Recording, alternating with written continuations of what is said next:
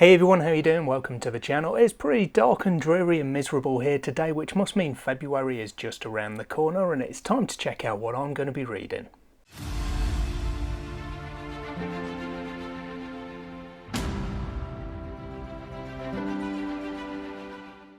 So I think I had a pretty good January actually in terms of my reading. I've got two books that I might carry over to February, one audiobook and one on my Kindle. But outside of that, I've got four books that I've kind of planned for my initial February reading. Two of these are follow-up books. I've read previous books in the series, so I won't go into all of the details of those. And two of them are book one in a series, so I'll tell you a bit more about them. So I'm going to start off with an audiobook, and this one's a continuation of the series that I just started in January, because I'm going to try to be a bit better this year.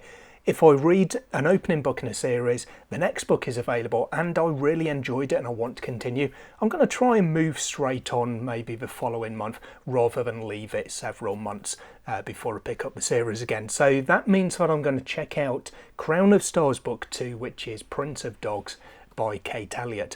Now, I haven't done my review of King's Dragon Book 1 in this series as yet. I haven't filmed my wrap-up for January, but I really enjoyed the audiobook. It was a really great narration, a good, engrossing story, some great characters, and there was a little snippet at the end which told me basically what probably I should be expecting as the, perhaps at least the main focus of this book, based on the title of it. So yeah, really looking forward to getting straight back into this one, and I hope that I continue to enjoy it. Obviously it is a 7-book series. I did note when I was looking at it earlier on that for the first 5 books each book just gets longer until we get as far as the audiobook goes, 38 hours I think it was for book 5 in the series, and then it drops dramatically to 21 hours for book 6. So yeah, plenty to get my teeth into. I hope I continue to enjoy it.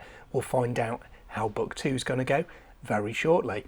The next one that I'm going to go for is a review copy. I just received this a couple of days ago. I've got a physical copy in transit at the moment, so I can't show it off just yet, but by the end of the month when I do my wrap up, or start of next month, I will have a physical copy of Gatebound, which is book 3 of the Illborn saga by Daniel T. Jackson. Now, I really enjoyed Illborn. It's very much a Marmite book. It's been hit and miss for various reviewers. Some love it, some hate it. There doesn't really appear to be much middle ground. I really enjoyed it. I didn't have a problem with some of the issues that other people spoke about, which is mainly, to be honest, revolving around one character and her kind of motivations and what she does in the book.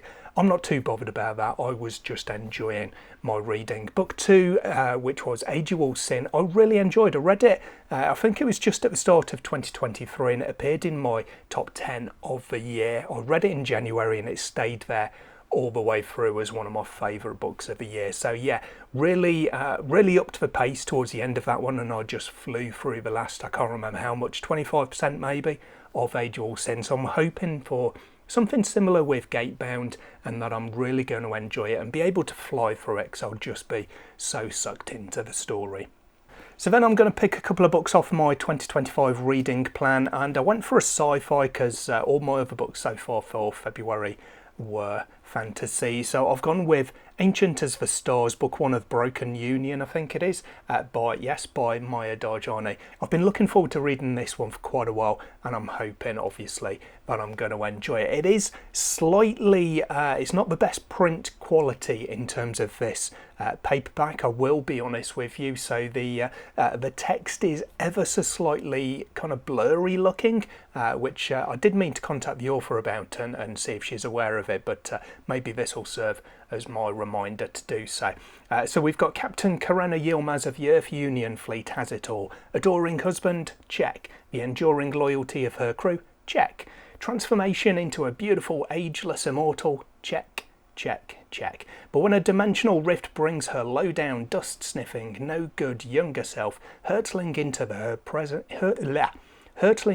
present, Karenna's carefully constructed life wavers. Flight Officer Ren Yilmaz is pretty sick of the hand she's been dealt. Her supervisor is an idiot, her ex-husband is vindictive and has ruined her career. And now here's her perfect future self, who everyone fawns over while Ren is still ignored and alone. Both their ships are stranded, one in space, one in time. Karenna needs to get her crew home safe and sound, and Ren has to get back to her reality and out of Karenna's shadow. Working together would mean literally facing their past, including old traumas and transgressions best kept hidden, but if they don't, they'll be stuck with each other until the end of time.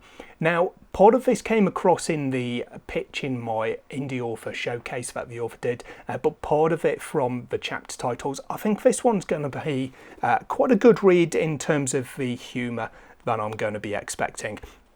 I did look through the chapter titles, if I can find the contents list in here, and thought they were quite amusing, but also I thought there was some potential hints at good taste here. The last 3 chapters are Never Tell Me the Odds, Too Close for Missiles, I'm Switching to Guns, and So Say We All. So we've got a bit of Star Wars, a bit of Top Gun, and a bit of Battlestar Galactica there, just in the chapter titles. That's not necessarily going to reflect what's in the content of those chapters, but it does suggest some good taste on behalf of the author, and hopefully that'll be borne out in the content as well. And then the last book that I've put on my plan for February, this was my patron pick in a very tight poll actually. It was literally just settled this morning.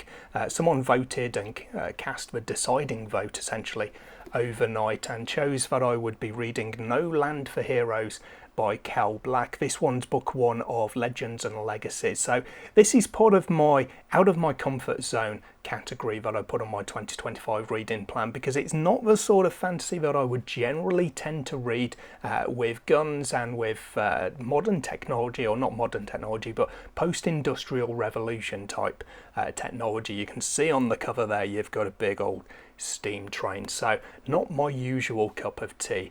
Mildred Berry is down to her last 4 bullets. In a wild west where the only things more dangerous than outlaws are dragons, Deputy Berry is struggling to protect her town and keep her family fed. As a last resort, she robs a train for ammunition, only to find the cargo she needs so badly was owned by war hero Frederick Rousseau. The same Frederick Rousseau whom she served during the Emilior Civil War, the same Frederick Rousseau she's been hiding from for the last 5 years. Millie knows a secret could ruin Rousseau's life, and he'll stop at nothing to keep her from telling the truth. With her violent past bearing down on the life she's built for herself, Millie has to decide how far she'll be willing to go to keep her town safe. So it does sound pretty cool. I've heard lots of good things about this one, and hopefully, although it's out of my comfort zone, hopefully I'm going to enjoy it. So there we go, there's my February reading plan, which includes a bit of a varied collection of books. Have you read any of these? Let me know down below how you think I'll find them. And of course, comment as well and let me know what you're going to be reading in February too. That's everything for today. Hope to see you in the next video sometime soon. Till then, as always, take care of yourselves, read some good books. Bye for now.